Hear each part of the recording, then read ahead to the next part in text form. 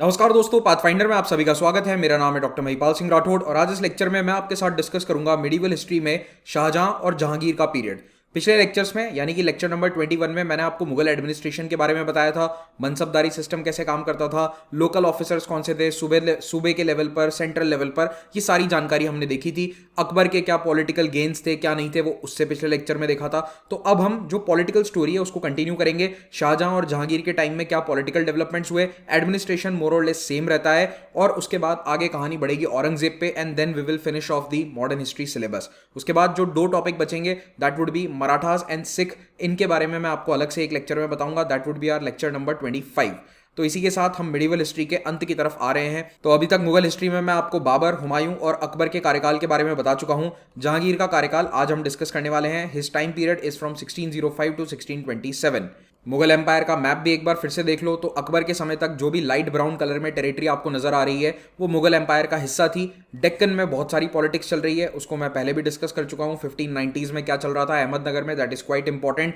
आज यानी कि इस लेक्चर में बीजापुर और गोलकोंडा की भी कुछ पॉलिटिक्स यहां पर शामिल होंगी।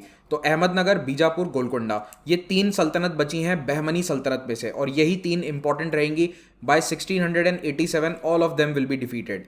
तो हार तो वैसे 1630s में भी गए थे, अहमदनगर 1636 में खत्म हो जाएगा और 1687 में बीजापुर और गोलकोंडा भी पूरी तरह से समाप्त हो जाएंगे।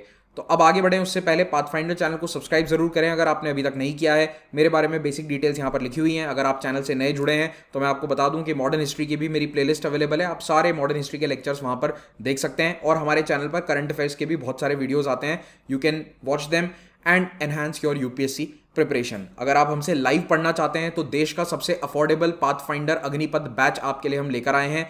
ऑलरेडी हम एक बैच लॉन्च कर चुके हैं, अगला बैच हमारा 3 जुलाई से आ रहा है, और इस बैच की प्राइस केवल 8000 रुपीज़ है। ये प्राइस आपको तब मिलेगी जब आप महिपाल कोड का इस्तेमाल करते हैं। लिंक यानी कि ज्वाइन कैसे करना है वो आपको नीचे पहले कमेंट में मिल जाएगा। ये हमारी टीम है, ये हमारी कोर टीम है जो आपको सारे मेजर सब्जेक्ट्स पढ़ाने वाली है। दोस्तों, इस अग्निपथ बैच में आपको ना केवल 900+ आवर्स की लाइव क्लासेस मिलेंगी बल्कि टेस्ट सीरीज भी मिल रही है, बोथ प्रीलिम्स एंड मेंस। अब 8000 रुपए में भारत में कोई टेस्ट सीरीज भी अवेलेबल नहीं करवाता है। हम आपको classes, test series, mains, prelims सब कुछ दे रहे हैं एक साथ। इंटरव्यू गाइडेंस भी मिलेगी, और इन लाइव क्लासेस में आप अपने डाउट्स भी रिजॉल्व करवा सकते हैं। ये सबसे एडेड बेनिफिट है।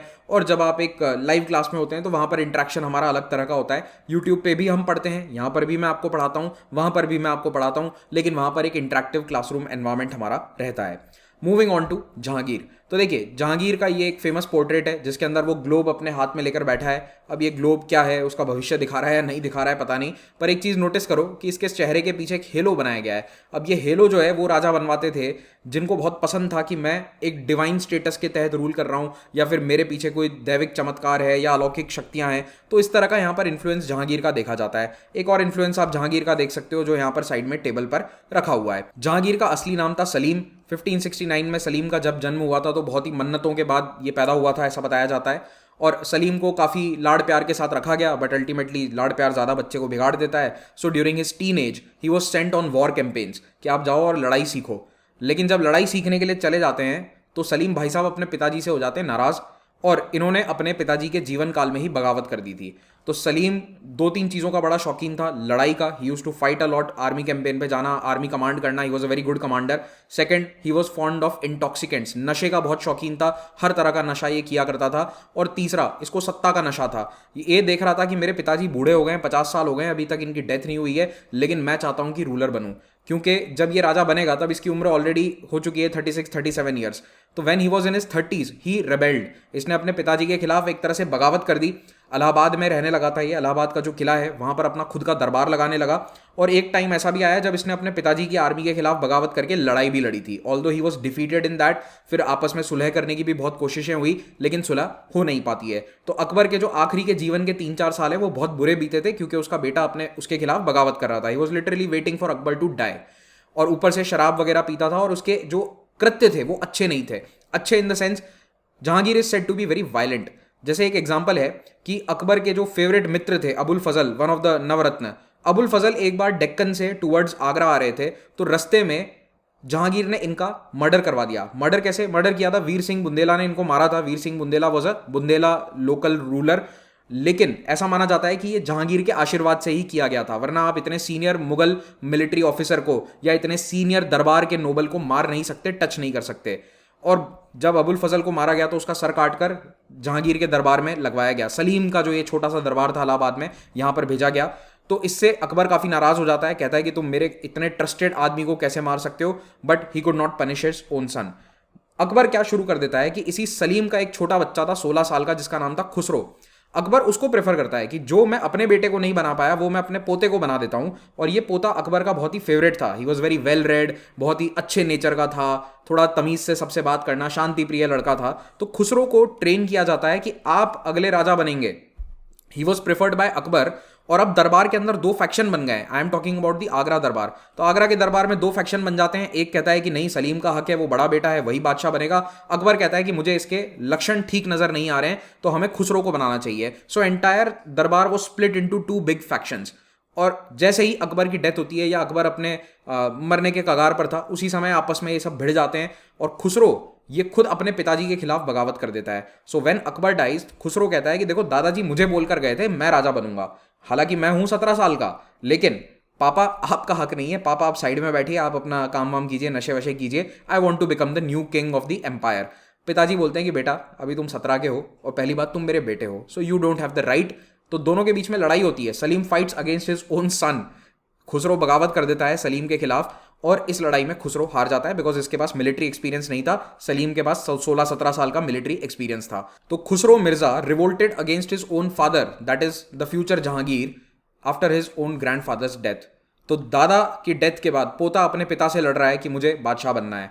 खुसरो की यहां पर ऑफकोर्स हार हो जाती है, लेकिन इस लड़ाई के दौरान कुछ महीने जो चली थी, उस दौरान खुसरो ने जाकर पंजाब में गुरु अर्जुन देव से आशीर्वाद लिया था। गुरु अर्जुन देव सिखों के 5वें गुरु हैं और इसी बात से नाराज होकर जहांगीर ने गुरु अर्जुन देव को अरेस्ट करवा के उनका सर कलम करवा दिया। और यहीं से सिख मुगल एनमिनिटी की शुरुआत होती है। उसके बाद भी कुछ सिख गुरु हैं जिनका मुगल्स ने मर्डर किया या फिर असैसिनेट कर दिया। और इसके बाद से लगातार 17वीं सेंचुरी और 18वीं सेंचुरी में सिख जो हैं वो मुगल एम्पायर के खिलाफ रहेंगे और उसकी कहानी धीरे धीरे हम आगे पढ़ते जाएंगे। अब जहांगीर के शासनकाल की शुरुआती घटनाओं में सबसे इंपॉर्टेंट है मेवाड़ के साथ शांति समझौता। तो देखिए, मेवाड़ के साथ 1568 से इनकी लड़ाई चल रही है। सिंस 1568 जब चित्तौड़ पे हमला किया था अकबर ने, उस समय से मेवाड़ को पूरी तरह अपने कंट्रोल करने की कोशिश इन्होंने करी, नहीं कर पाए। बैटल ऑफ हल्दी घाटी होती है, फिर बैटल ऑफ दिवेर होती है 1682 में, फिर 1606 में एक और बैटल ऑफ दिवेर होती है, that is the second battle of Dewair. इन सब लड़ाइयों में मेवाड़ और मुगल्स की कांटे की टक्कर होती है। कुछ लड़ाइयों में मुगल्स जीतते हैं, कुछ में मेवाड़ के रूलर्स जीतते हैं। कुल मिलाकर guerrilla warfare campaign is very successful. और राणा प्रताप की मृत्यु होने के बाद 1597 में महाराणा प्रताप की मृत्यु हो गई थी। उनके बेटे राणा अमर सिंह भी इस गुरिल्ला वॉरफेयर कैंपेन को चालू रखते हैं। और Amar Singh himself was very good military commander, क्योंकि वो भी अपने पिताजी के साथ बहुत लड़ाइयों में गए थे। जब ये राजा बने थे तब ऑलमोस्ट 40 ईयर्स के थे। शाह जहांगीर भी जब राजा बना था तब ये ऑलमोस्ट 36-37 का था। तो ये दोनों अपने पिताजी की लड़ाइयों को आगे कंटिन्यू रखते हैं। ओके, बस फर्क इतना है कि अब जहांगीर खुद यहां पर लड़ाई लड़ने नहीं आएगा, he will send his sons. तो जहांगीर अपने सेकंड और थर्ड नंबर बेटे परवेज और खुर्रम को भेजता है कि तुम जाओ। परवेज फेल हो जाता है, फिर खुर्रम को भेजा जाता है। Khurram is successful. खुर्रम कौन है? फ्यूचर शाहजहां। तो ये जो खुर्रम है, इसके कैंपेन के कारण फाइनली मेवाड़ को सर झुकाना पड़ता है, क्योंकि खुर्रम ने स्कॉच्ड अर्थ टैक्टिक्स अपनानी शुरू कर दी थी। स्कॉच्ड अर्थ क्या होता है? जब आप जाकर लोकल फसल को जला देते हैं, कुओं में पानी डाल देते हैं, ताकि दुश्मन की सेना उस जमीन पर सर्वाइव ना कर सके।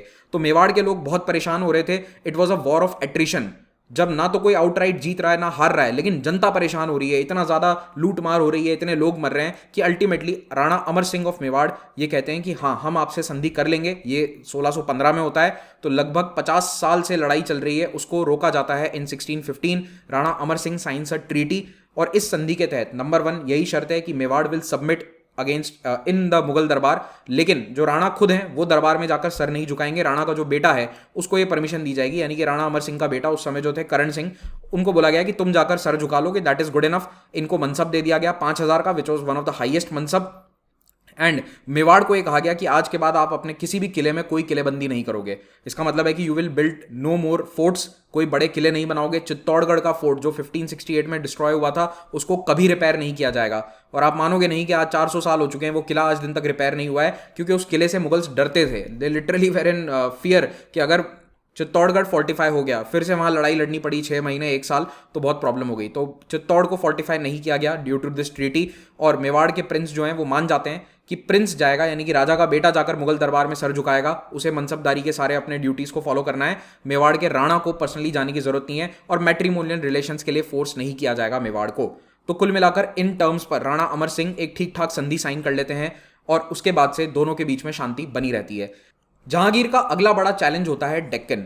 डेक्कन में आपको याद हो तो अहमदनगर, बीजापुर और गोलकोंडा ये 3 सल्तनत हैं। अहमदनगर के साथ काफ़ी सारे पॉलिटिकल डेवलपमेंट्स हुए थे अकबर के टाइम पीरियड में भी, और अभी भी अहमदनगर पूरी तरह से मुगल्स के कंट्रोल में नहीं था।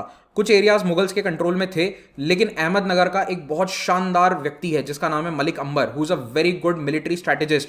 ये इनको हरा देते हैं। अब मलिक अंबर आपको याद होगा, पिछले लेक्चर में भी बताया था, he is a person of African descent. ये अफ्रीकी मूल के, जिनको हबशी कहा जाता था, ये अबिसीनियन से वर्ड आता है हबशी, उस मूल के एक व्यक्ति थे जो एक गुलाम की तरफ बेचे गए थे, सोल्जर बने थे, सोल्जर से आगे आर्मी जनरल बनते हैं, एंड फाइनली ये अहमदनगर के Peshwa, that is prime minister बन जाते हैं।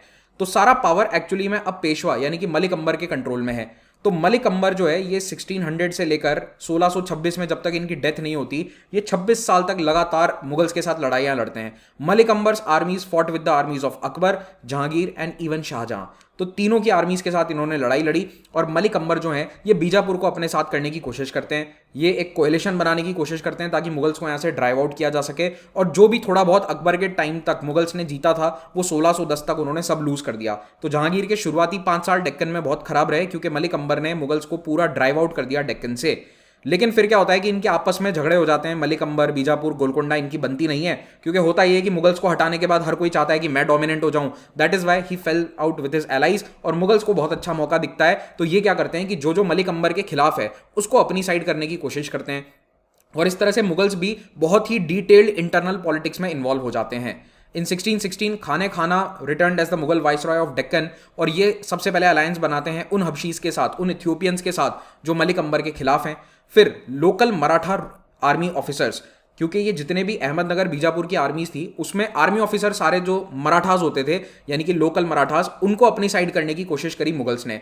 तो इसमें कुछ बड़े बड़े मराठा जागीरदार या सरदार, जगदेव राय, बाबाजी काटे, उदाजी राम, ये मुगल्स का साथ देते हैं, और इनका भी टारगेट यही है कि अहमदनगर को कमजोर करना है। तो ये सब मिलकर अहमदनगर, बीजापुर और गोलकोंडा को हरा देते हैं। इसका मतलब है कि 1616 में जहांगीर के टाइम पीरियड में एक बहुत ही डिसाइसिव विक्ट्री होती है of the Mughal empire against the coalition of all these three. इन तीनों को एक साथ हरा दिया जाता है। मलिक अंबर की भी यहां पर हार होती है, और उसको भी हराने के लिए खुर्रम खुद भेजा जाता है। जैसा कि मैं पहले भी बता चुका हूं, Shahjahan is a brilliant military commander. शायद मुगल पूरे एम्पायर के अंदर सबसे शानदार मिलिट्री कमांडर अगर कोई था तो वो यही था, शाहजहां था। ठीक है, लोग इसको जानते हैं कि इसने ताजमहल बनवाया, वो बनवाया, लेकिन एक्चुअली में इसको जाना जाना चाहिए इसकी लड़ाइयों के लिए। सो खुर्रम को भेजा जाता है यहां पर भी, because he was successful in Mewar. अगला टास्क दिया गया कि चलो तुम डेक्कन में जाओ। डेक्कन में जाकर ये वहां पर भी विक्ट्री करता है, लेकिन इसको भी पूरी तरह से सक्सेस नहीं मिल पाती, क्योंकि अहमदनगर और जो मराठास हैं वो इनको अभी लगातार परेशान कर रहे हैं। सो Jahangir could not enlarge or go beyond Akbar's conquest in the Deccan। तो उसने अहमदनगर को सबड्यू तो कर लिया, लेकिन अहमदनगर की टेरिटरी अक्वायर नहीं करी। अहमदनगर को कहा कि ठीक है, आप बने रहिए हमारे under as our vassal, that's all, आप हमारे वसाल बने रहो, हमारे खिलाफ कुछ मत करो, और हमें कुछ टैक्स वैक्स दे दिया करो जब भी हम डिमांड करते हैं तो। लेकिन हाँ, जो हराया गया था वो खुर्रम के द्वारा हराया गया, तो अब खुर्रम की प्रेस्टीज दिन ब दिन बढ़ती जा रही है। मुगल्स की अगली लड़ाई या अगला चैलेंज होगा टुवर्ड्स द ईस्ट। तो देखो, दक्षिण के बॉर्डर्स देख लिए, पश्चिम के बॉर्डर्स देख लिए, अब यहां ईस्ट में चैलेंज मिलता है अहोम्स के द्वारा। अहोम्स असम के रूलर्स हैं, अपर असम वैली, ब्रह्मपुत्र नदी जो यहां पर ऐसे रफली कुछ ऐसा बह रही है, तो वो ब्रह्मपुत्र नदी में जो अपर वाला एरिया है, इस एरिया को रूल करते हैं। ऑलरेडी मुगल्स के कंट्रोल में बंगाल प्रांत था, लेकिन अब वो यहां से नॉर्थ ईस्ट में एक्सपांड करना चाहते हैं, असम को भी अपने कंट्रोल में लाना चाहते हैं। तो वहां पर उनकी टकरार होती है अहोम से। 1615-1616 में पहली लड़ाई होती है, और ये लड़ाइयां 1682 तक कंटिन्यू रहेंगी। इन लड़ाइयों में कभी मुगल्स जीते, कभी अहोम्स जीते। Finally at the end of everything Ahoms saved their own kingdom, उन्होंने मुगल्स को खदेड़ दिया। तो कुल मिलाकर यहां पर भी 50 से 60 साल तक लड़ाई चलती है, और इसमें शाहजहां, जहांगीर और औरंगजेब तीनों को लड़ना पड़ता है। लेकिन फाइनली अहोम्स की जीत होती है in 1682। They are able to stop the Mughal onslaught, क्योंकि मुगल्स के पास इतने रिसोर्सेज हैं कि वो हर 4-5 साल में, 10 साल में आर्मी भेज देते थे इनसे लड़ने के लिए। तो पहली लड़ाई यहां पर 1615 में स्टार्ट होती है, एंड बाय 1682 ये लड़ाइयां चलती जाएंगी। तो यहाँ पर भी ऑलमोस्ट 60 साल तक कंटिन्यूसली लड़ाई चलेगी, वॉरफेयर चलेगा अहोम्स और मुगल्स के बीच में। इसमें जहांगीर भी लड़ेगा, शाहजहां भी लड़ेगा, औरंगजेब को भी लड़ना पड़ेगा, और उधर से अहोम्स की आर्मीज भी लगातार लड़ती रहेंगी। There will be multiple kings. तो यहाँ पर देखिए यूपीएससी के लेवल पर अभी तक इतना ही पूछा जाएगा आपसे कि लड़ाई में कौन सी इंपॉर्टेंट बैटल्स थी। तो जो भी इंपॉर्टेंट बैटल्स है वो मैं आपको बता दूंगा। फिलहाल के लिए आप ये याद रखिए कि फर्स्ट टाइम अहोम्स से चैलेंज, या मुगल्स और अहोम्स के बीच में फर्स्ट टाइम लड़ाई जहांगीर के कार्यकाल में होती है 1615-1616 में। इसमें भी मुगल्स क्या करते हैं, लोकल पॉलिटिक्स का फायदा उठाते हैं। तो ये कूच बिहार का जो किंगडम है, कूच हाजो किंगडम, उसको अपनी तरफ कर लेते हैं और फिर मिलकर ये असम पर या अहोम्स पर अटैक करते हैं। But this campaign was disasters for the Mughals. इनको ज्यादा जीत नहीं मिलती। आगे जो बैटल ऑफ सराय घाट या दूसरी लड़ाइयां हैं उनको मैं बताऊंगा when we will come to the time period of Aurangzeb. Clear. फिर बात करते हैं जहांगीर के कंस्ट्रक्शन के बारे में। तो देखो जहांगीर जो है वो बहुत बड़ा कंस्ट्रक्शन का फैन नहीं था। उसे पेंटिंग बहुत पसंद थी, कविता वगैरह, ये लिटरेचर बहुत पसंद था। तो एक तो उसकी लाइब्रेरी बहुत अच्छी थी, दूसरा उसने पेंटिंग पर बहुत फोकस किया। During Jahangir time period paintings really took off. Mughals के टाइम में, अकबर के समय में भी पेंटिंग होती थी। अगर आपको याद हो, बाबरनामा जो किताब लिखी थी, वो बाबरनामा को इलस्ट्रेट किया गया था, उसमें हर पेज के बाद एक पेंटिंग बनाई गई है। तो वैसी इलस्ट्रेटेड बुक्स पहले भी होती थी अकबर के टाइम में, बट जहांगीर के समय में पेंटिंग को बहुत बूस्ट मिलता है, बहुत बढ़ावा मिलता है। तो जहांगीर ने प्रॉपर एक पेंटिंग का डिपार्टमेंट भी शुरू किया, एंड इस समय में मुगल स्टाइल ऑफ पेंटिंग्स पूरी तरह से डेवलप हो चुकी है। अच्छा, कंस्ट्रक्शन में कुछ कुछ चीजें बनवाई, तो अब वो डायरेक्टली उसने नहीं बनवाई थी, जैसे tomb of Itimaduddaula. Itimaduddaula is the father in law of Jahangir. अपने ससुर जी का मकबरा है, तो बनवाया जहांगीर की वाइफ ने, नूरजहां ने बनवाया था, लेकिन नाम जहांगीर का ही आएगा। और यहाँ पर पितृद्यूरा नाम की एक टेक्निक को अपनाया गया जो पर्शिया से कॉपी करी गई थी, जिसमें दीवार में हीरे मोती जड़े जाते हैं। प्रेशियस स्टोन्स को दीवार के अंदर इनले वर्क में डाला जाता है, इसको कहते हैं हम पितृद्यूरा। ये टेक्निक सबसे पहले इत्मादुद्दौला के टूम्ब में इस्तेमाल करी गई थी। ये वाला वो टूम्ब है। इसको कई बार ताजमहल का प्रिकर्सर भी कहा जाता है। टूरिस्ट जो गाइड होते हैं वो इसको बेबी ताज कहते हैं। एक और बेबी ताज आएगा बाद में, उसको भी बता दूंगा। तो देखिए, ताजमहल जो है ना वो एकदम से आइसोलेशन में खड़ा नहीं हो गया। ताजमहल के पहले हुमायूं का टूम बना, कुछ स्टाइल वहां से ली गई, कुछ चीजें यहां से ली गई। अगर आप देखोगे तो इसका भी जो कलर, जो इसका इनले वर्क है, मार्बल वर्क है, वो सारा आपको ताजमहल में भी देखने को मिलेगा। तो इत्मादुद्दौला का टूम और हुमायूं का टूम, ये दोनों ताजमहल को काफी इंस्पायर करेंगे। फिर शालीमार गार्डन बनाए गए थे, ये भी श्रीनगर में लोकल गवर्नर ने बनवाए थे, लेकिन इसका जहांगीर में भी बहुत, जहांगीर का भी इसमें योगदान है। तो ये दो चीजें जहांगीर ने बनवाई। और इसी के टाइम पीरियड में ब्रिटिश ईस्ट इंडिया कंपनी के 2 एम्बेसडर आते हैं जहांगीर के दरबार में। विलियम हॉकिंस, ये सक्सेसफुल नहीं होता है ट्रेड परमिशंस में। फिर आता है थॉमस रो। थॉमस रो को परमिशन मिल जाती है ईस्ट इंडिया कंपनी का व्यापार करने के लिए। कहां पर? मुगल्स के बड़े सेंटर जैसे सूरत है वहां पर।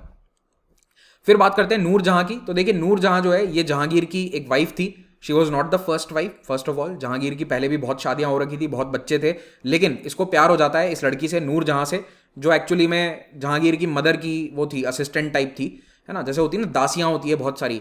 तो नूरजहां का परिवार पर्शिया से आया था माइग्रेट होकर, तो उनको नौकरी मिल गई थी यहाँ पर पैलेस में। तो नूरजहां की मम्मी और नूरजहां दोनों दरबार के जो मतलब महिलाओं वाला विंग होता है वहां पर ये लोग जॉब करते थे।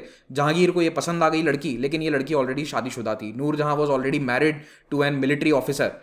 अब उस मिलिट्री ऑफिसर को जहांगीर ने जानबूझकर ऐसी लड़ाई में भेजा कि जहां पर सैनिकों का मरना तय था, वहां पर उसकी डेथ हो जाती है। और कुछ महीने बाद जहांगीर इसको प्रपोज करता है कि चिंता मत करो, मैं हूं ना, आप मेरे से शादी कर लो। सो मेहरुनिसा मैरीज जहांगीर। तो मेहरुनिसा उसका ओरिजिनल नाम था, और शादी के बाद इनका नाम दे दिया जाता है नूरजहां। तो भाई साहब, राजा का नाम है जहांगीर, तो रानी का नाम भी कुछ अच्छा सा होना चाहिए। तो ये प्यार मोहब्बत के लिए करी गई शादी थी। ठीक है, जहांगीर ने 1611 में शादी करी, when she was already a window, और इनके हस्बैंड को साइडलाइन कर दिया गया था। बिल्कुल फिल्मी कहानी है पूरी तरीके से। लेकिन इंपॉर्टेंट हिस्ट्री में क्यों है? इसीलिए इंपॉर्टेंट है क्योंकि नूरजहां ने मुगल पॉलिटिक्स को बदल कर रख दिया। ये महिला जो पहले बिल्कुल सीधी सादी लड़की लगती थी, इसने राजा से शादी के बाद या बादशाह से शादी के बाद में पॉलिटिक्स में इंटरफेयर करना शुरू किया। She started taking an interest in the political affairs, और ये अपॉइंटमेंट्स करने लगी कि यहाँ का सूबेदार वो होगा, वहाँ का सूबेदार ये होगा, इस मिलिट्री कमांडर को वहाँ भेज दो। And Jahangir let her be. Jahangir ने कहा कि ठीक है तुम कर लो, मुझे तो वैसे भी पेंटिंग और अपने नशों से टाइम नहीं है, तो मुझे उसी में मजा आता है, उसी में आनंद आता है। बहुत लड़ाइयाँ लड़ ली पापा के टाइम पे, now I want to enjoy my 40s, तो प्लीज आप काम संभाल लो। तो धीरे धीरे बाय द टाइम 1620 आता है, Nurjahan is very active in the Mughal दरबार और द मुगल पॉलिटिक्स। और इतना ज्यादा कंट्रोल हो गया था कि जहांगीर के जो बेटे हैं वो इससे काफी नाराज हो गए। और दरबार में इंटरफेरेंस के साथ साथ नूरजहां ने भाई भतीजावाद भी पूरा किया। कैसे? अपने पूरे परिवार को बड़े बड़े पोजीशंस पर, सूबेदार का पद, मिलिट्री कमांडर का पद, इस तरह के पोस्ट पर अपॉइंट करना शुरू कर दिया। शी ब्रॉट हर ब्रदर, भाई का नाम था असफ खान, उनको दे दिया गया बहुत बड़ी मिलिट्री पोजीशन। एक और छोटा भाई था, उसको भी सूबेदार बना दिया। अपने बच्चों की शादी रॉयल फैमिली में करवा दी। कैसे? तो एक इसकी बेटी थी Ladli, Ladli was the daughter from the first marriage. तो लाडली की शादी करवा दी जाती है जहांगीर के छोटे बेटे शहरयार से। तो ये चौथे नंबर का बेटा है, इससे शादी करवा दी और ये फेवरेट बन जाता है फिर नूरजहां का, क्योंकि एक तो दामाद भी है और जहांगीर का बेटा है। तो ये कोशिश करेगी कि भविष्य में Shahryar becomes the next king. और मान लो कि बाय चांस शहरयार राजा नहीं बनता, तो दूसरे वाले बेटे से भी शादी करवा दी अपने भाई के बेटी की, यानी कि जो भाई है असफ खान, उसकी बेटी थी एक अर्जुमंद, जिसका नाम आगे चलकर पड़ गया मुमताज बेगम। मैरिज करवा दी जाती है उसकी खुर्रम से, दैट इज शाहजहां से। तो आप देख रहे हो कि कैसे नूरजहां अपने पूरे परिवार को एक तो रॉयल फैमिली के साथ मैट्रिमोनियल अलायंसेस में बांध रही है, and she is also giving prominent position to her own father, her own brothers. तो पूरा परिवार एकदम सत्ता पर काबिज है, सत्ता पकड़ के बैठा है, और जहांगीर को कुछ पड़ी नहीं है, जहांगीर अपनी पेंटिंग में मस्त है। इस बात से खुर्रम बहुत नाराज हो जाता है। खुर्रम को लगता है कि मुझे साइडलाइन किया जा रहा है, ये शहरयार को नेक्स्ट किंग बनाना चाहती है नूरजहां, और मुझे जानबूझ के ऐसे कैंपेन्स पे भेजा जा रहा है जहां पे या तो मैं मर जाऊं या फिर मैं हार जाऊं, ताकि मेरी इज्जत कम हो जाए। तो फाइनली खुर्रम बोलता है कि इनफ इज इनफ। 1622 में वो अपने पिताजी के खिलाफ बगावत कर देता है। So at the age of 30 the future Shahjahan, जिसका नाम है खुर्रम, वो अपने पापा को बोलता है कि पापा आपको थोड़ा ध्यान देना पड़ेगा, यहाँ पर मैं आपका सबसे काबिल बेटा हूँ। जो सेकंड नंबर बेटा था वो यूजलेस था, उसको वैसे भी राजकाज में कोई इंटरेस्ट नहीं था, तो वो पहले से साइडलाइन था। एक ही बेटा था जो एक्चुअली में सत्ता का दावेदार है, और वो था खुर्रम। उसके बाद था शहरयार जो चौथा बेटा है।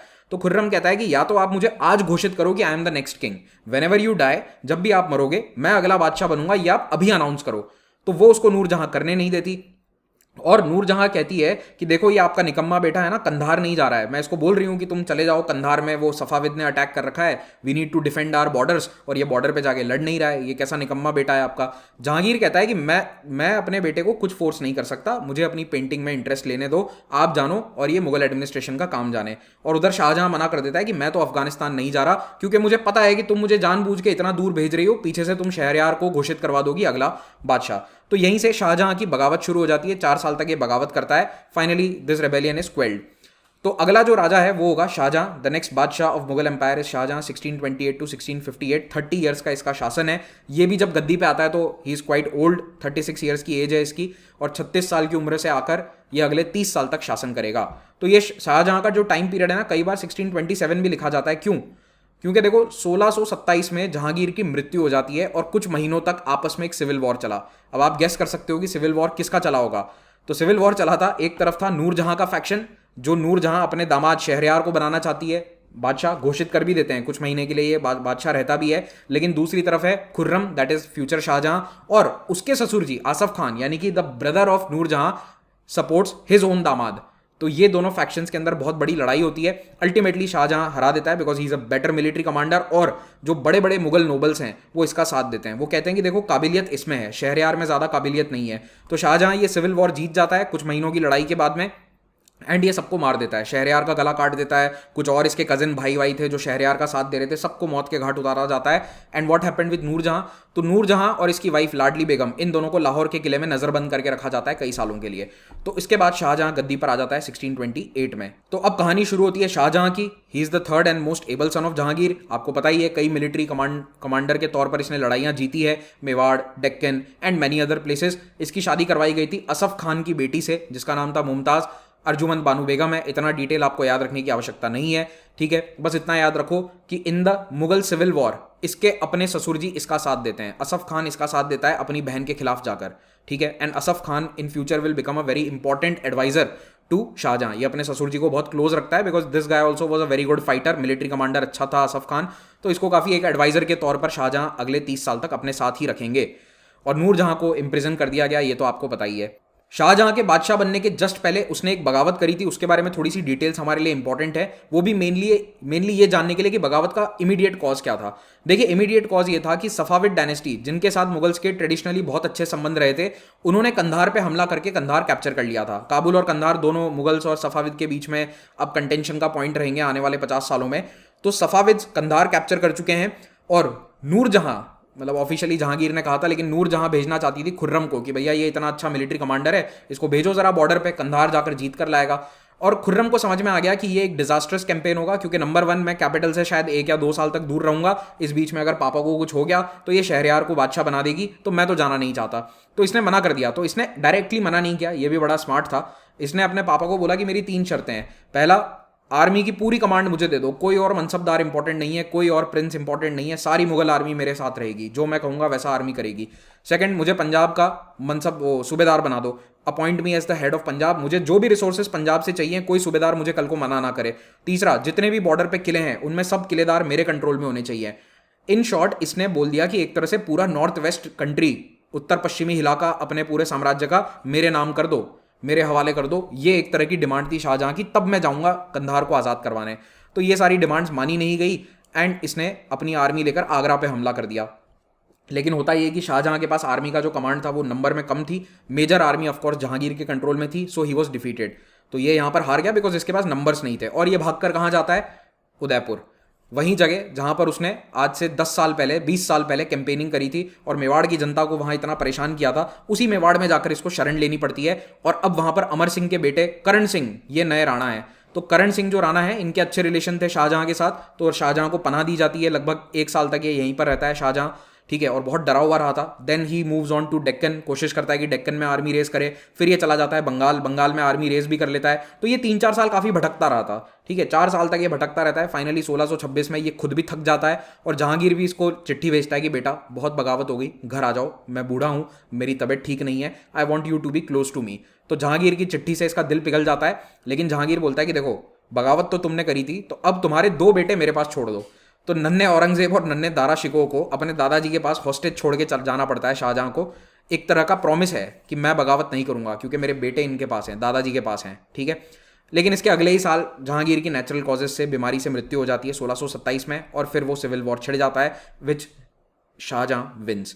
अब आते हैं डेक्कन पर। तो देखो, डेक्कन के अंदर बहुत सारी प्रॉब्लम्स चल रही हैं, डेक्कन के अंदर इंट्रीग्स चल रही हैं। डेक्कनी सुल्तनत जो हैं ये मुगल्स को हटाना तो चाहते हैं, लेकिन ये आपस में एक भी नहीं होना चाहते। मलिक अंबर जब तक जीवित थे तब तक इन्होंने सबको एक कर दिया था। 1626 में मलिक अंबर की डेथ हो जाती है और मलिक अंबर का जो बेटा है उनका नाम है Fateh Khan. He is a good military commander but not as charismatic as his father. तो कमांडर तो अच्छा ही है, मलिक अंबर का बेटा है तो, लेकिन लोगों को एक करने की ताकत फतेह खान में नहीं है। अच्छा, इसी समय मराठा नोबल जादव राव ये मुगल्स की तरफ चले गए थे, उनकी ये निज़ाम शाही हत्या करवा देती है। निज़ाम शाही मतलब कि जो अहमदनगर के रूलर्स हैं, ये जादव राव एक सीनियर मिलिट्री कमांडर हैं, सीनियर मिलिट्री जागीरदार हैं, सीनियर मराठा जागीरदार हैं, उनकी हत्या करवा देते हैं। और ये जो जादव राव है ना, ये ससुर जी थे शाहजी भोसले के। Shahji Bhosle is the father of Shivaji Maharaj, ठीक है, द फ्यूचर शिवाजी महाराज। तो शाहजी भोसले के ससुर जी हैं जादव राव, ये एक बहुत बड़े मराठा सरदार हैं और इनकी हत्या करवा दी गई। इस बात से इनके जो सन इन लॉ हैं वो नाराज हो जाते हैं and he switches his loyalties. तो ये पहले अहमदनगर के साथ थे, ये अब मुगल्स के साथ चले जाते हैं कुछ समय के लिए। तो ये मुगल फोर्सेस को ज्वाइन करते हैं और इनके साथ इनके जितने भी आर्मी के सोल्जर्स हैं they also join the Mughals. और बदले में शाहजी भोसले को 5000 के मनसब की जागीर मिलती है पूना रीजन के अंदर, और कुछ अन्य प्रोमिनेंट मराठा सरदार्स भी मुगल्स के साथ आ जाते हैं, यानी कि शाहजहां की तरफ आ जाते हैं। 1629 के अंदर मुगल कैंपेन चलता है अहमदनगर के खिलाफ। ये कैंपेन बहुत बड़ा और सक्सेसफुल कैंपेन है and because many Marathas had also joined the Mughal आर्मीज, तो ये काफ़ी सक्सेसफुल रहते हैं और निज़ाम शाही को झुकना पड़ता है। तो अहमदनगर की निज़ाम शाही और बीजापुर की आदिल शाही ये दोनों सर झुकाते हैं। इसके बाद 1632 में अब शाहजहां को निज़ाम शाही को खुश करना है, तो ये क्या करते हैं कि मलिक अंबर का जो बेटा है फतेह खान, अब जो पेशवा नए पेशवा बन चुके हैं, new prime minister instead of his father, इनको कहते हैं कि अब तुम मुगल सर्विस में आ जाओ, तुम निजाम शाह को छोड़ दो, you are the prime minister of Nizam Shah but you leave the Nizam Shah, you join the Mughal forces, हम आपको यहां पर इंपॉर्टेंट पोजीशन दे देंगे। तो जो जागीर पहले शाहजी को दी गई थी वो अब उनसे छीन कर फतेह खान को दे दी जाती है 2-3 साल बाद। इस बात से शाहजी बहुत नाराज हो जाते हैं, बोलते हैं कि ये क्या बात हो गई, हमारी भी कोई इज्जत है, ऐसे ऐसे हम काम नहीं कर सकते मुगल्स के साथ। सो शाहजी मुगल्स को छोड़कर चले जाते हैं बीजापुर। अब अभी तक वो पहले अहमदनगर के लिए काम किया करते थे, he was a senior military commander in Ahmednagar, then later on with the Mughals, लेकिन अब वो बीजापुर के साथ जाते हैं और बीजापुर में उनको बहुत सम्मान मिलता है। He is made the military commander in chief of Bijapur. तो शाहजी भोसले जो हैं वो वहां पे सीनियर मोस्ट मिलिट्री जनरल बन जाते हैं और बीजापुर के लिए अगले 10 साल तक बहुत इंपॉर्टेंट लड़ाइयों को जीतेंगे। तो ये एक बहुत बड़ा चेंज होता है। अच्छा, यहीं से शाहजी और शाहजहां के बीच में ठन जाती है। शाहजहां इनफैक्ट बहुत नाराज होता है शाहजी भोसले से कि आप छोड़कर क्यों चले गए, आप हमारे साथ थे, हमारे मनसबदार थे, you should not have left and join Bijapur. Shahji बोलते हैं मैं बिना इज्जत के काम नहीं कर सकता, ठीक है। अब इसके बाद देखो अहमदनगर तो हो गया शांत। बाय द वे 1632 में अहमदनगर वाज ऑलमोस्ट गॉन। 1636 में शाहजहां डिसाइड करता है कि अहमदनगर के राजा को हटाओ पूरी तरह से, and in 1636 finally after almost 40 years of battles Ahmednagar is disbanded, यानी कि अहमदनगर में जो राजा है, बादशाह है, उसको पूरा हटा दिया, खत्म कर दी डायनेस्टी। अब वो मुगल टेरिटरी या फिर मुगल सूबा बन चुका है। अहमदनगर इज नाउ अ मुगल सूबा। ये बात है 1636 की। नेक्स्ट टारगेट होगा बीजापुर। ठीक है, तो बीजापुर और मुगल्स के बीच में बहुत जबरदस्त लड़ाई चलती है। ठीक है, एक तरफ है डेक्कन के वाइसरॉय महाबत खान जो लीड कर रहे हैं मुगल आर्मीज को, और अहमदनगर की तरफ से शाहजी हैं जो उनकी आर्मीज को लीड कर रहे हैं। शाहजी मुगल्स को यहाँ बहुत परेशान करते हैं। 1630s के अंदर उनके खिलाफ गुरिल्ला वॉरफेयर कैंपेन चलता है, हिली फॉरेस्ट और इस तरह के कई किलों पर ये मुगल्स को बैठने ही नहीं देते हैं, ना जंगलों में ना किलों में, कहीं पर भी नहीं। तो शाहजी भोसले बीजापुर के लिए बहुत सारी अहमदनगर की वो टेरिटरीज जीत कर ले आते हैं जो पहले मुगल्स ने कैप्चर कर ली थी। तो इस कारण से शाहजी और मुगल्स की आंखों में खटकते हैं। But finally Mughals under Shahjahan conquered Ahmednagar in 1636। Akbar की पॉलिसी ये थी कि इनकी डायनेस्टी को चलते रहने दो, लेकिन शाहजहां पॉलिसी चेंज कर देता है। शाहजहां कहता है कि कोई डायनेस्टी नहीं चली जाएगी, ये पूरा हमारे अंडर आएगा, और जो उनका राजा है अब बस खत्म, उसको जेल में डाल दिया जाता है। ओके, नाउ बीजापुर और गोलकोंडा जो हैं अगले वो हैं। इस 1636 की लड़ाइयों में बीजापुर गोलकोंडा भी हार जाते हैं। Even these two are defeated, लेकिन इनको एनेक्स नहीं किया जाता। शाहजहां इस मामले में बहुत स्मार्ट था, इसीलिए मैं बार बार उसकी मिलिट्री कमांडर के तौर पे तारीफ कर रहा हूं, क्योंकि जेन्युइनली बहुत सारे हिस्टोरियंस ने करी है। उसको पता था कि अगर अभी मैंने बीजापुर गोलकोंडा एनेक्स कर लिया तो मेरा एम्पायर इतना बड़ा हो जाएगा कि मैं संभाल नहीं पाऊंगा। तो अहमदनगर को उसने अपने साथ जोड़ लिया, लेकिन बीजापुर गोलकोंडा को कहा कि तुम लोग सर झुकाकर मेरे सामने टैक्स दे दो हर साल, that's it, you are defeated, pay us tribute, लेकिन तुम्हें एनेक्स नहीं करेंगे। बदले में बीजापुर और गोलकोंडा ने एक परमिशन मांगी। इन्होंने मुगल एम्पायर से कहा कि देखो, आप अब हम पे हमला मत करना और हम दक्षिण में एक्सपांड करना चाहते हैं। देखो, आपके साथ तो हम एक्सपांड कर नहीं सकते, we can not go northwards now, तो अब आप हमसे लड़ाई मत करना, आप शांति बनाए रखिए, हम जाएंगे दक्षिण दिशा में। दक्षिण में क्या है, विजयनगर के कुछ रेमिनेंट्स हैं, जैसे कि बेंगलोर में एक डायनेस्टी थी, गौड़ा डायनेस्टी आ गई है, मैसूर में वोडेयार डायनेस्टी रूल कर रही है, तमिलनाडु में यहाँ पॉलीगर्स हैं, इन सबको हम हराना चाहते हैं, हम इस दिशा में अपना एक्सपांशन करना चाहते हैं। तो शाहजहां के आशीर्वाद से ये दोनों बीजापुर गोलकोंडा दक्षिण में बहुत बड़े बड़े कैंपेन्स चलाते हैं। और स्पेसिफिकली शाहजहां कहता है आदिल शाह ऑफ बीजापुर को कि जो आपके मिलिट्री कमांडर है ना शाहजी, उनको तो साउथ में भेज दो, मुझे उनको महाराष्ट्र में या अहमदनगर एरिया में देखना ही नहीं है, क्योंकि उन्होंने हमें इतना परेशान किया है मुगल आर्मीज को, that we want him far in the south. तो इसीलिए शाहजी को बेंगलुरु की जागीर दी जाती है, बेंगलुरु की जागीर मिलती है शाहजी को। और इसीलिए शायद अगर आपने कभी शिवाजी के बचपन की कहानियां सुनी है तो उसमें ये सुना होगा कि उनके पिताजी बेंगलुरु रहते थे। क्यों? क्योंकि उन्हें वहां की जागीर दी गई थी और कहा था कि आप वहां पर टेरिटरी को सेटल कीजिए, you work from there in Bangalore. बाद में लौट कर आ गए थे पूना रीजन में, लेकिन he was there for a quite long period of time. अब जब ये दोनों बीजापुर और गोलकोंडा साउथ में एक्सपांड कर रहे हैं तो शाहजहां बैठा बैठा मंद मंद मुस्कुरा रहा है, हंस रहा है आगरा में। उसको पता है कि ये दोनों सल्तनत इतनी बड़ी नहीं है कि पूरा दक्षिण भारत जीत ले और उसको स्टेबल कंट्रोल कर ले। उसको पता है कि ये दोनों तेजी से एक्सपांशन करेंगे और तेजी से ये लोग कमजोर होंगे, तो मुझे बस 10-20 साल इंतजार करना है, ये ऑटोमेटिकली कमजोर होंगे और तब हम इन पे हमला करके इनको एनेक्स कर लेंगे। So in 1640s Bijapur and Golconda overran the rich fertile Karnataka region from Krishna to Tanjore, divided the territories and spoils with the help of Shahjahan in proportion to the size of their armies engaged in the campaigns। इसी समय तांजौर में शाहजी अपने एक भाई को भी स्थापित करके आते हैं। वो कहते हैं कि आप मराठा, मेरे भाई तांजौर में रूल करिए, और तभी तांजौर के अंदर एक मराठा डायनेस्टी स्टार्ट हो जाती है in the middle of the 17th century. लेकिन ये रैपिड एक्सपांशन इन दोनों ही सल्तनत को कमजोर कर देता है। शाहजी और शिवाजी जैसे जो नोबल्स हैं ये पावरफुल हो जाएंगे। Shivaji is the son of Shahji. Okay, तो ये नोबल्स पावरफुल हो गए, यानी कि अब सेंट्रल अथॉरिटी वीक हो रही है, जो खुद सुल्तान है वो कमजोर हो रहा है और उनके जो मिलिट्री कमांडर्स हैं वो ताकतवर हो रहे हैं। तो जैसे गोलकोंडा में मीर जुमला, बीजापुर में शाहजी, ये अपने अपने स्फीयर ऑफ इन्फ्लुएंस कार्व कर रहे हैं और इतने ताकतवर हो रहे हैं कि within few years Shahji के बेटे शिवाजी तो अपना एम्पायर खड़ा कर लेंगे। तो डेक्कन के अंदर बैलेंस ऑफ पावर पूरा डिसरप्ट हो गया, क्योंकि मुगल पॉलिसी बड़ी स्मार्ट थी। अब हिस्टोरियंस के बीच में ये एक राय नहीं है कि ये सब शाहजहां ने जानबूझ के किया था या फिर बाय डिफॉल्ट हो गया। अब देखिए, दो ही सिनेरियो हो सकते थे, या तो शाहजहां को पता था कि इतना दक्षिण तक हम हमले नहीं कर सकते तो बीजापुर गोलकोंडा को करने दो, हम इनके साथ दोस्ती बरकरार रखते हैं। दूसरा, वो स्मार्ट वाली पॉलिसी हो सकती है कि ये हमले करेंगे, ये कमजोर होंगे, हमारा क्या जाता है, हम 10 साल 20 साल बाद इन पे हमला कर देंगे। तो कुल मिलाकर जो भी रीजन रहा हो, मुगल पॉलिसी के कारण डेक्कन के अंदर बैलेंस ऑफ पावर पूरा चेंज हो जाता है। ये जितनी भी सल्तनतें हैं ये कमजोर हो गई, अहमदनगर तो खत्म, और बीजापुर गोलकोंडा अब इतनी कमजोर हो जाएंगी कि 30 साल के बाद में ये आसानी से वाइप आउट हो जाएंगी। सो 1656 में Adil Shah, which is he is a very powerful ruler of Bijapur, इनकी डेथ होती है। इसी समय औरंगजेब जो है, he was the Mughal viceroy during his father's time, ये यहाँ पर लड़ाई लड़के इनको अपने अधीन लाने की कोशिश करता है। औरंगजेब नहीं ला पाता, लेकिन बाद में 1687 में व्हेन ही इज द बादशाह, he will bring them under control. और मराठास के साथ भी कॉन्फ्लिक्ट्स यहाँ पर शुरू हो जाएगी, क्योंकि बीजापुर के कमजोर होने के कारण मराठा सरदार, खास करके शिवाजी और शाहजी, ये काफ़ी ताकतवर हो जाएंगे और ये अपना किंगडम या sphere of influence carve out करेंगे। अहोम्स के साथ क्या चल रहा है, देखिए 1620s में जो लड़ाई चली थी जहांगीर के टाइम पीरियड में, उसके बाद 1636 में फिर से एक मेजर अटेम्प्ट किया जाता है शाहजहां के द्वारा कि अहोम्स पे हमला किया जाए। दोनों के बीच में एक तरह से स्टेलमेट आ जाता है, एक संधि साइन होती है, ट्रीटी ऑफ असुरार अली। तो ये असुरार अली की जो ट्रीटी है ये एक तरह से आज के गुवाहाटी शहर को दोनों का बॉर्डर बना देती है। गुवाहाटी के पूर्वी दिशा में ईस्ट ऑफ गुवाहाटी अहोम्स का राज रहेगा, गुवाहाटी के पश्चिम में और दक्षिण में मुगल्स का राज रहेगा। तो एक तरह से मुगल्स के कंट्रोल में आ जाता है गुवाहाटी शहर, बाद में इनके हाथ से चला जाएगा, लेकिन जो कामरूप का एरिया है वो पूरा मुगल्स के कंट्रोल में है। तो कामरूप कौन सा एरिया है, this is western part of Assam, ठीक है। तो ये आज का गुवाहाटी शहर है, ये ऐसे ब्रह्मपुत्र नदी बह रही है। तो यहां पर आप देखें कि मानस नदी से लेकर बरनाडी नदी के बीच का जो एरिया है ये ट्रेडिशनली कामरूप कहलाता था। तो यहीं पर वो कोच हाजो किंगडम था, इनकी भी अहोम्स के साथ लड़ाई चलती थी। तो अब मुगल्स के पास में ये टेरिटरी आ चुकी है, पहले इनके पास ये टेरिटरी नहीं थी, they were south of the river Brahmaputra, यहाँ बंगाल रीजन में। Now they have reached right up till Guwahati, और गुवाहाटी दोनों के बीच में बॉर्डर तय हो जाता है 1639 में। And Guwahati is under the Mughal control for now, लेकिन 1661 के बाद में नहीं रहेगा।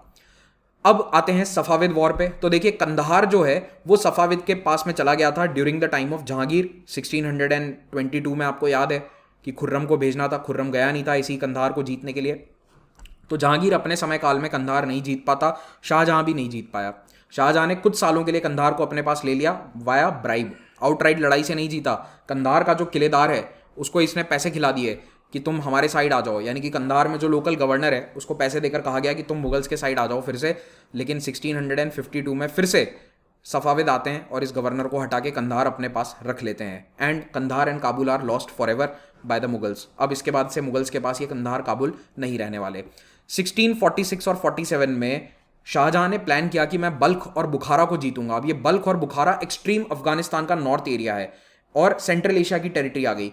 तो ये टेरिटरी उसको क्यों जीतनी थी, क्योंकि यहीं से ये लोग ओरिजिनली आए थे, देवर तिमुरिद्स, ये उसी एरिया से निकल कर आए थे। तो इसका सपना था कि जहां से बाबर आया था वहीं से मैं वापस जाकर उस एरिया को मुगल एम्पायर के साथ जोड़ लूं। तो इसमें Murad, he is one of the sons of Shahjahan, उसको भेजा जाता है और मुराद इज सक्सेसफुल, समरकंद को जीत भी लेते हैं। लेकिन जब ये लौट रहे होते हैं, एक बार लड़ाई जीतने से कुछ नहीं होता है, आपको टेरिटरी जीतनी रखनी पड़ती है, होल्ड करनी पड़ती है। तो जब ये लौट रहे हैं तब उज़्बेक इन पर हमला करके इनको हरा देते हैं and Murad has to retreat, Murad को वापस लौटना पड़ता है। लेकिन फिर भी समरकंद पे पहली बार कोई इंडिया से निकली आर्मी ने फतेह हासिल करी थी या विक्ट्री हासिल करी थी। This is the only instance of a army from Delhi और north India going and capturing Samarkand. फिर देखिए शाहजहां के टाइम पीरियड में क्या क्या बनाया वो तो बहुत पूछा जाता है, एसएससी यूपीएससी दोनों में एग्जाम्स में इसमें बहुत सवाल आते हैं। सबसे प्रोमिनेंट और सबसे इंपॉर्टेंट यही है ताजमहल। अब ये ताजमहल या मुमताज़ महल जो है ये डेफिनेटली शाहजहां ने अपनी वाइफ के मरने के बाद बनाना स्टार्ट किया था, लेकिन ये केवल प्यार मोहब्बत के लिए नहीं बनाया गया था। हर मुगल बादशाह या हर मुस्लिम सुल्तान अपने जीवन काल में ही अपना मकबरा बना देता है और आपकी लेगेसी, आपका हिस्ट्री में नाम आपके मकबरे के नाम पर देखा जाता है।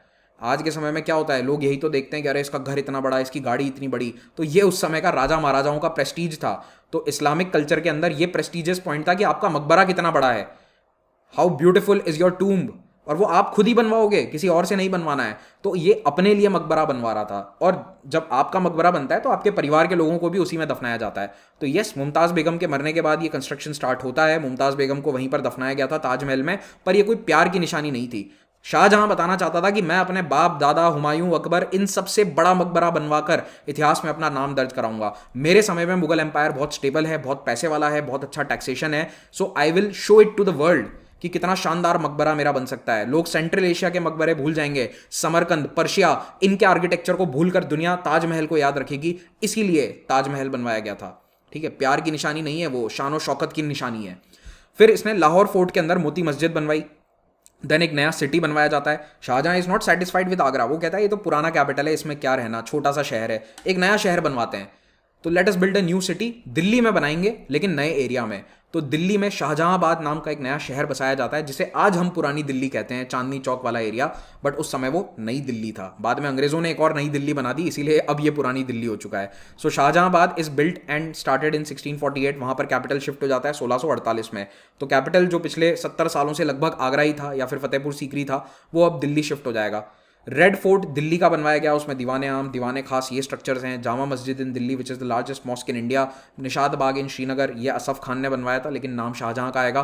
फाइनली शाहजहां ने अपने बैठने के लिए दरबार में एक पीकॉक थ्रोन बनाया, एक मोर के शेप की कुर्सी बनवाई गई जिसमें हीरे मोती जड़े हुए थे, और कहते हैं कि ये इतना महंगा था कि इसकी कॉस्ट, एक कुर्सी की कॉस्ट और ताजमहल की कॉस्ट बिल्कुल बराबर थी। और ये कुर्सी में इतने हीरे मोती जड़े थे कि इसको उठाकर नादिर शाह ले गया 1739 में, और इसी में कोहिनूर हीरा जड़ा हुआ था जिसे बाद में निकालकर अफगान ले गए। तो ये ताजमहल की फोटो है। अब इतने सारे ताजमहल के फोटो आपने देखे होंगे, ज़्यादा दिखाने की जरूरत नहीं है, बाकी आप समझदार हैं। याद रखिए काफ़ी सारे इंपॉर्टेंट पॉलिटिकल डेवलपमेंट्स थे इस लेक्चर के अंदर। पीडीएफ आपको मेरे टेलीग्राम चैनल पर मिल जाएगा। समुद्र मंथन फ्री टेस्ट आ रहा है, इसको ज्वाइन करना ना भूलें। ये आ रहा है 25 जून को 10:30 बजे सुबह। इस फ्री टेस्ट में आप एक तो अट्रैक्टिव प्राइसेस जीत सकते हैं, अमेजॉन गिफ्ट वाउचर्स मिलेंगे आपको 1500, 1000 और 500 रुपए के, और आपको स्कॉलरशिप्स भी मिलेगी। अगर आप अच्छी रैंक लेकर आते हैं तो आप हमारे कोर्सेज को काफ़ी स्कॉलरशिप्स पे प्राप्त कर सकते हैं। CSAT कोर्स आ रहा है जो इम्तियाज सर लेकर आएंगे, ये स्टार्ट हो रहा है 1 जुलाई को, इसे जरूर ज्वाइन कीजिए। प्रीलिम्स की टेस्ट सीरीज और मेंस की टेस्ट सीरीज जो पाथफाइंडर अग्निपथ बैच वाले स्टूडेंट्स के लिए तो फ्री है, वो आप अवेल कर सकते हैं at the cost of 3000 rupees and at the cost of 2500 rupees. ये प्राइस आपको मिलेगी जब आप महिपाल कोड का इस्तेमाल करते हैं तब। हमारा हिंदी बैच जिसको दीपक सर लीड करेंगे वो आएगा 15 जुलाई से, 8000 रुपये इसका भी हमने प्राइस रखा है। इसमें भी सेम 900 प्लस लाइव आवर्स रहेंगे, इसको भी आप ज्वाइन कर सकते हैं, लिंक नीचे पहले कमेंट में है। हमारी पर्सपेक्टिव सीरीज को जरूर देखिए, आपको बहुत कुछ जानने को मिलेगा। हमारे सोशल मीडिया हैंडल से जुड़िए और PDF आप यहाँ से भी डाउनलोड कर सकते हैं। Thank you so much, have a great day.